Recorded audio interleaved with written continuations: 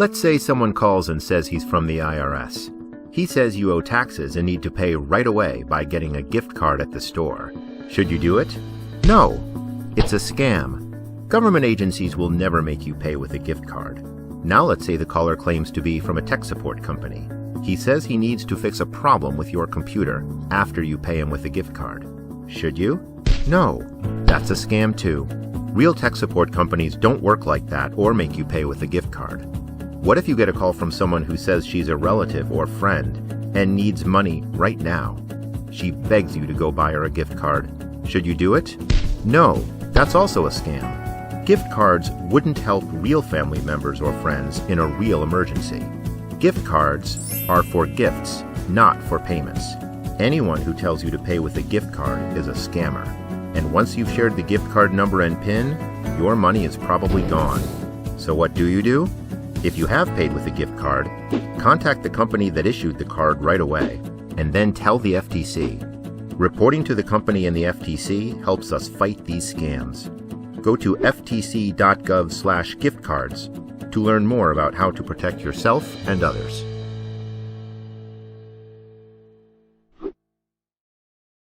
I'll be here to hear what's on your mind.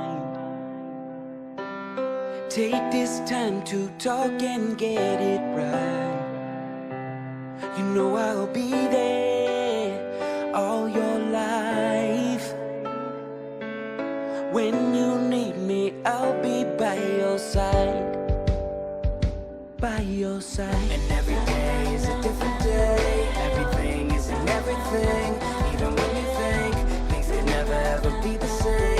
Don't be scared of the world, I'll be here to stay. By your side. Even when your heart ain't listening, or your mind takes you a different way, towards a different path. All you gotta do is sit and ask.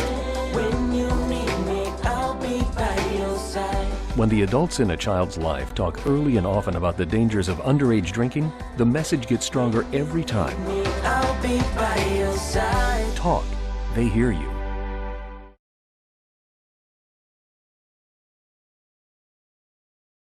The writ of possession is at the very end.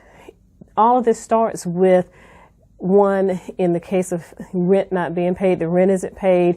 There's some communications going between the landlord and the tenant about, hey, where's my rent? And then you get this notice to vacate. And then once you don't vacate, the landlord can go and file a summary ejectment proceeding, which is another way of saying filing a court case against you saying you owe me this money, you have not paid your rent, I want you evicted out of my property. And usually that's going to be in small claims court before a magistrate. Well, your rent notice is basically a magistrate summons with a complaint and summary ejectment attached to it. That comes from the clerk's office to the sheriff's office, and what that is basically the notification for the hearing for the landlord to start the procedure to get their property back. We'll receive those from the clerk's office. The deputies will take those, and they will attempt to make contact with the defendant or defendants that's listed on the magistrate summons. If we can't make contact, we will post, as statute allows, for the court date. And once that is returned, they have been served for their court date. Once we've served it, they'll have to call the court. If they don't understand something about it, that would fall more under calling the clerk's office to find out if there's any discrepancy about the court date, or if there's any problem that they may have with the court date. They would need to contact the clerk's office, because we're actually just serving notice of the court date. That's the first part where we're involved. Only thing we're doing is serving the paperwork, just like any other lawsuit. Then you go before the magistrate, the landlord presents evidence, you can present evidence, or the renter can present evidence, a decision is entered. You have a right to appeal that decision to the district court. If you appeal it, there's some procedures involved with that. And then if you lose that appeal, or if you don't appeal it or contest it, what you're going to have is a judgment being entered against you, and that's when the writ of possession comes involved. Once the sheriff's office receives the writ of possession for real property, the first thing that's done is a notification will be sent out of the date of the eviction to the defendant or the defendants. Second thing we do is we're going to notify the plaintiff of the date and time that we'll be out there to facilitate the padlock. Once the deputy arrives on scene, the property will be taken from the defendant turned over to the plaintiff. The defendant will be served the paperwork if they're there, but we're there to take custody of the property from the defendant and turn it back over to the plaintiff as the court has ordered. Really, the legal process is the entire court case before writ of possession is requested by a landlord and delivered to the sheriff for execution. Writ of possession is basically carrying out the judgment of a court. Just like if you were sued for a motor vehicle accident or some other small claims proceeding, when the judge enters a decision, it becomes a judgment, and then you go collect on the judgment. And then once it is issued by the clerk of court, it's delivered to the sheriff for execution. The reason why the sheriff's office is involved is because when someone is moved out of their property, it's a very tense situation, and the sheriff is involved to make sure that it's a peaceful transfer of property. As in all civil process, the sheriff's office is just enforcing the court order. The court order is that the plaintiff is to receive their property back. The deputy will go out there, the property will be taken out of the defendant's possession, placed back with the plaintiff as the court has ordered, and we're there to also make sure that that's a peaceful transition during that process. But the law requires the sheriff to do this, and in fact, if the sheriff doesn't do it, he could be sued. So you should really take some steps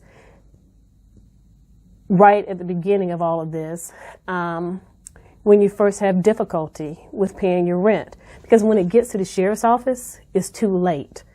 So what can you do? In several communities throughout the state of North Carolina, including Durham, there are rent assistance programs. North Carolina, along with the United Way, has developed what's called NC 211. If you pick up the phone and dial 211, you're connected to a resource hotline, and you can tell them what your problems are, whether it's paying rent, paying your mortgage, making utility payments, need of food, and they can connect you with resources in your community. Here in Durham, you have the legal clinic at North Carolina Central. You may also have law clinics over at UNC, Duke, over in Raleigh at Campbell, where you can get some free legal advice. You have Legal Aid of North Carolina, but if you go to their website, they have literature on there on what the eviction process is, what is a summary ejectment, what you should present to court. Can you get out of it? Can you pay your rent? Can you settle this? What to do if you want to get into a settlement. Here at the Sheriff's Office, we know about the process, but we can't give you legal advice. State government is well aware of the effects of the COVID-19 pandemic on individuals, and so there's some relief efforts being made. And so really what I'm saying is that the solution to a lot of this is before you get to the writ of possession. There are community organizations out there that will help you with rent assistance. The General Assembly, which is our state legislature, is looking at some solutions. Our local officials may be looking at some solutions. Churches may be available. So when you get into that situation of not being able to pay your rent, making utility payments, not being able to put food on your table, oftentimes we panic, we become concerned, and that is the moment where you don't close yourself in. That's when you need to go ahead and ask for the help that may be out there, because if you act quickly and at the beginning of the process, you won't get into the court system and you wind up staying in your home. Because by the time it gets to the sheriff's office with the writ of possession, there's not much, if anything, that can be done, and our hands are tied. When times get dark, we can't see the help that's all around us. Let 211 be your guiding light for help with food, healthcare, and other resources. 211, how can I help you? Call 211 or visit 211.org. 211, get connected, get help.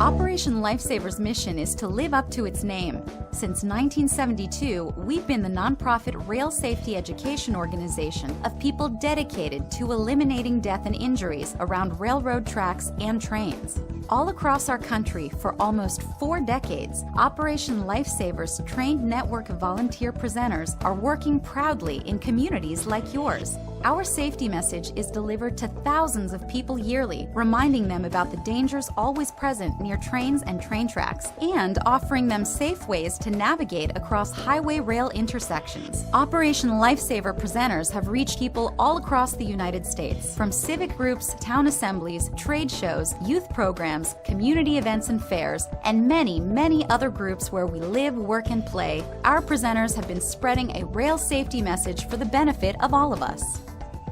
We've seen an 80% drop in vehicle train incidents since Operation Lifesaver began its work.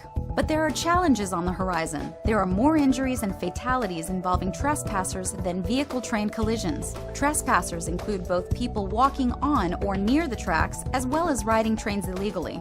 This becomes more crucial as train traffic in America is expected to nearly double by 2035. As the 21st century surges, rail travel is the fastest growth area in public transportation. Whether it's freight, passenger, or high-speed rail, the public will be experiencing more train traffic than ever before, and the safety challenges with that increase will require even greater public attention. Most of us don't realize that trains are wider and faster than they look, closer than they appear, and at 12 million pounds can take 18 football fields to come to a stop. That's a mile or more, and today's high-tech distractions wreak havoc in train incidents. Over 140,000 miles of crisscrossing track is traversed daily by texting teens, MP3 pedestrians, mobile technology drivers, and smartphone commuters. Modern life picks up the pace for all drivers, no matter whether they're beginning or experienced. Professional truck drivers or school bus drivers, EMS responders or law enforcement officers. And pedestrians trespassing on the tracks may think they've found a shortcut to their destination, but what they're more likely to find is disaster.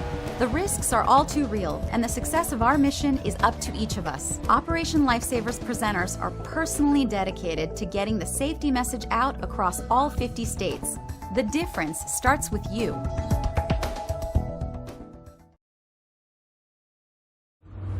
To keep things from being stolen from your vehicle, don't leave them in your vehicle. Simple, easy preventive measures. Don't leave your items overnight, during the day, 5-10 minutes. Take them in the house, take them in the building, into your office. Just make sure they're secure somewhere else besides your vehicle. If you have to leave something in your car, secure it in your trunk. It's less likely to be seen through a window. If you can't secure it in your trunk, most people have a locking glove box. Put it inside of your glove box that locks, or your center console. Not all of them locked, but at least it's not out in the open, visible, where anyone can walk by and see it. They're looking for easy grabs, book bags, purses. For some reason, people leave laptops, MP3s. They look for weapons. They know people leave weapons in the car. So if you have to leave a weapon in your car, they make boxes where you can securely lock your weapon in the vehicle, unseen. You can always call the police, reference suspicious activity or suspicious person. Do not approach them yourselves. You never know if they're armed or what their intentions may be.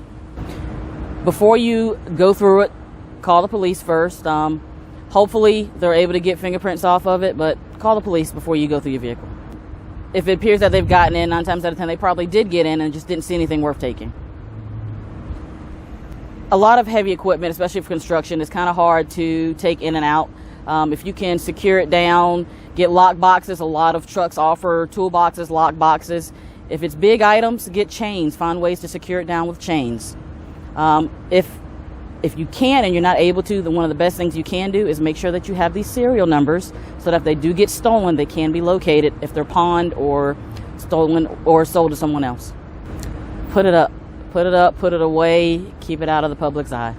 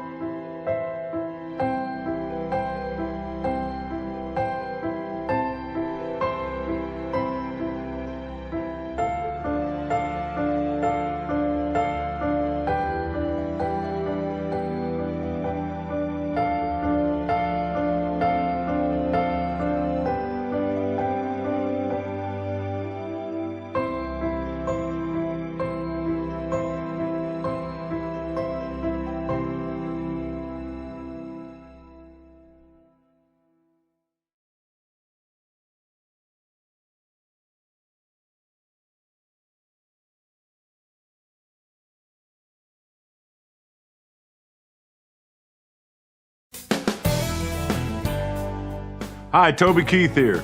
Like most of us, I love driving, but too many people die every year on America's roads. So always buckle up, slow down, drive sober, stay focused on driving. Every day, officers enforce traffic laws to keep our families safe on the road. So drive smart. And do your part to save lives. A message from the National Sheriff's Association. As a small business, we're looking forward to people being able to come back into the store. We would love to have everyone come in and shop the way that they used to be able to. We want to be responsible to not only ourselves, but to people we don't even know. If folks are going to choose to spend their dollars with us, then the least that I can do is participate in what it takes to vaccinate. We are really optimistic about the effect the vaccines are going to have. People want to treat themselves. The craft beer movement and the craft food movement can go hand in hand, and it's all about giving yourself something special. That desire to shop and to get out there in the stores is very strong for a lot of people. When we do this, we're making a statement that my individual discomfort is not anything to be compared to community safety. You have a spot. Take your shot. You have a spot? Take your shot.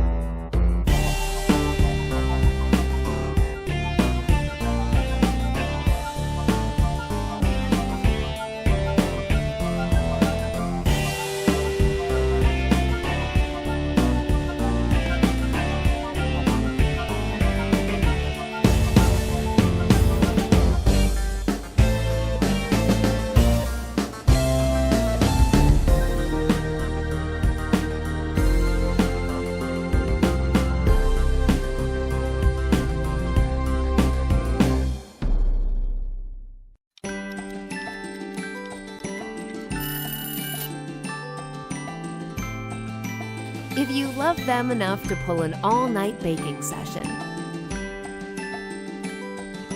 Night. Oh!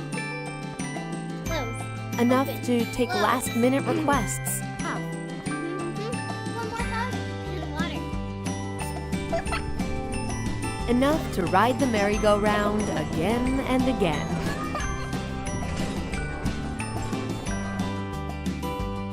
Or enough to let them win.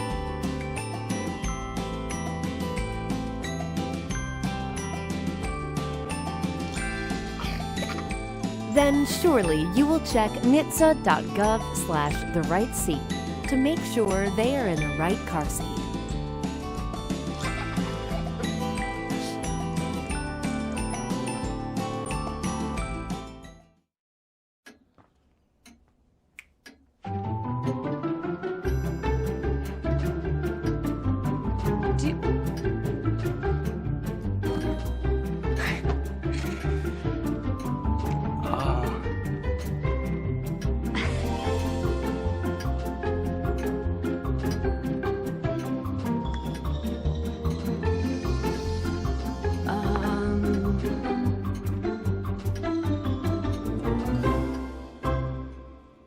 Listen, you're my friend. I noticed you haven't really been yourself recently. Yeah, I feel like something's up. How are you? Are you okay? Is there anything you want to talk about? I just want to know how you're feeling. And listen, even if you don't know what to say, I'm here to talk. No matter what you're going through, I just want you to know I'm here. I've got your back. When you want to talk, I'm here.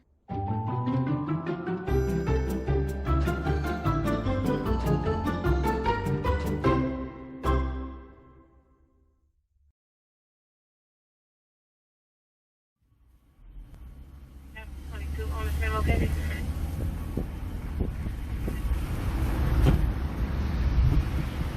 Is that Dakota? She knows better. Let me get out and talk to her. Now, Dakota, I know you're just enjoying hanging out here with Caden on Bring Your Dog to Work Day, but you know we're always telling people what they have to do to be in compliance with the ordinance, and you're out here violating the ordinance. How? You know Caden has to be on a leash when he's not restrained on his own property or in a secure enclosure, so he's got to be under adequate restraint. I totally forgot. I'm even going to give you a free leash. Thank you, because we give these out in the community, right? We do give out free leashes. I'll put it on him now. I'm sorry, Caden, but it's for your protection and the protection of others. Don't forget, you can also consider other adequate restraint, such as an e-collar. What's that? An e-collar is an electronic device that allows you to maintain control of your animal even if they're not on a physical restraint. So you can consider talking to your trainer or your animal behaviorist and find a sufficient electronic device that would work for Caden, and then you'd be able to let him play more. That's a really good idea, Melinda. Yeah. Thanks for reminding me about our leash law and the ordinance for making sure that our dogs stay safe and contained. Absolutely. And don't forget, the at-large ordinance does not apply if you're in a dog park here in Durham, which we have several of. They're fenced-in areas. You have to have your dog on a leash when you go from the car to the dog park gate, but once you get in the gate, it's a free-for-all for all the dogs. Okay, one more question real quick. If I was in my yard with Caden, would he have to be leashed or wearing an e-collar? Not as long as he's on your property. Remember, the ordinance says once he's off of your property. So if he's not on your property, then he's got to be under restraint. But he's free to play in the yard freely as long as he stays in the yard. All right. Well, we'll do better next time. Thank you so much. You're welcome. And this is MelinKota with your at-large ordinance for this month.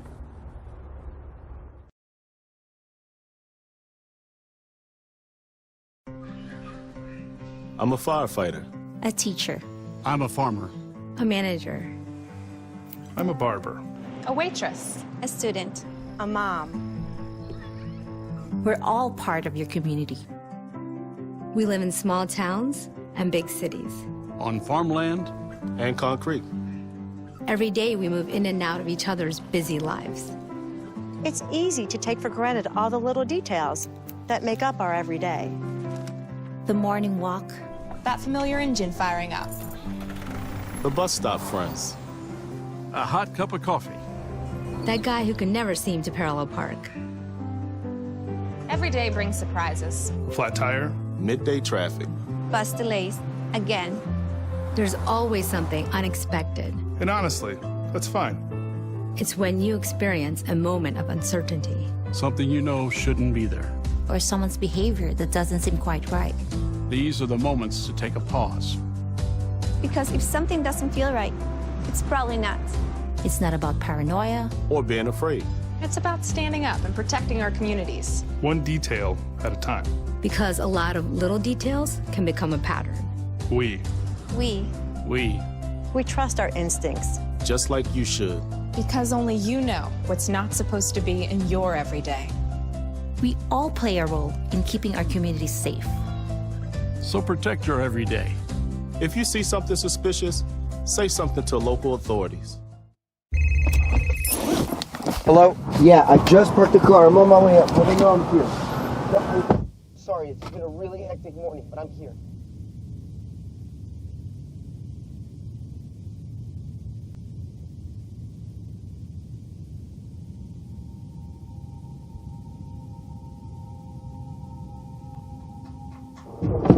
I am so sorry. I can't believe I forgot to drop you off. Your mom usually takes you to daycare. Let's make sure you're all right. Durham County Sheriff's Office, where's your emergency? Okay, we'll get deputies on the way.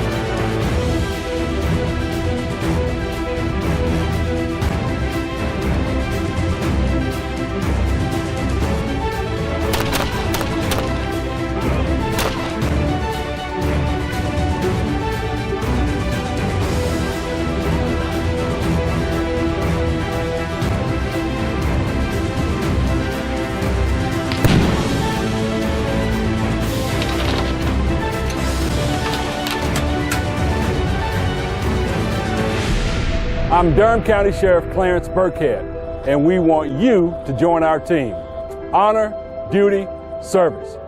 If you have what it takes, our recruiting starts now.